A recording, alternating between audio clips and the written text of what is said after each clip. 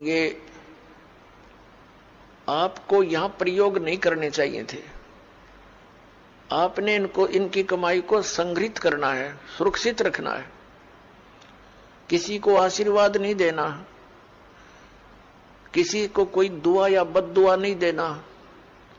बद्दुआ दोगे तो भी आपकी पुण्य अक्षीण होंगे, और किसी को आशीर्वाद दोगे तो भी आपके भक्ति कमाई समाप्त होगी, खर्च होगी। अब जैसे कोई एक पहिए से, एक टायर से हवा और दूसरे टायर में भरे, वो कितना बुद्धिमान है। दोनों कंडम,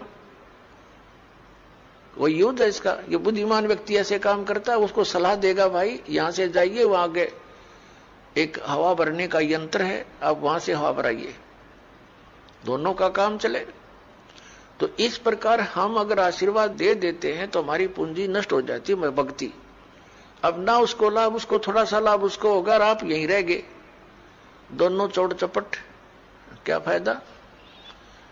तो इस प्रकार हमने अपने बच्चों को, भाई बहन, माता पिता, सबको, संबंधित जितने मित्र हैं, या वैसे भी कोई, एक सद्भावना पूर्वक सबसे प्रार्थना करनी चाहिए कि आप भी दीक्षा लो और अपनी हवा आप भरो। जैसे एक पंप दे दिया जाता है साइकिल में हवा भरने का, तो सब ले लो पंप और अपनी भरो हवा, जब जरूरत पड़े फुल करो, चलो गाड़ी पर, सवारी पर। तो कहने का भाव ये है कि इसी प्रकार ये गुरुदेव जी से दीक्षा लेकर के आप स्वयं अपने भक्ति मंत्र के जाप साधना के द्वारा अपने टायर में हवा स्वयं भरो और फिर चलो।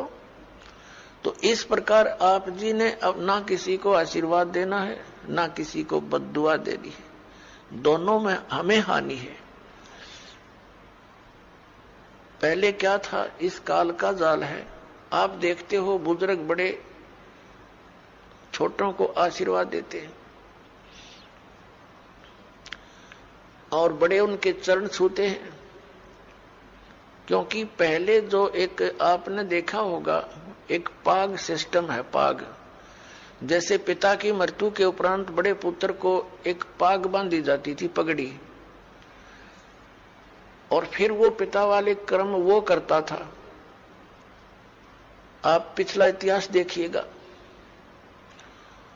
तो उसमें क्या होता है कि वो आशीर्वाद देने वाला अपनी पूंजी नष्ट करता है और उनको आशीर्वाद देता। जैसे आपने देखा होगा, एक पुत्र वधू अपनी सास के पैर दबाती है, या किसी और बड़ी बूढ़ी के उसके पास बैठी है, उसके पैर छूती है, वो उसको दुआ देती है, पुत्रवती हो, तेरे बेटे हो, पुतों फड़िए, दूध दो, नहाइए, इस तरह के देते हैं।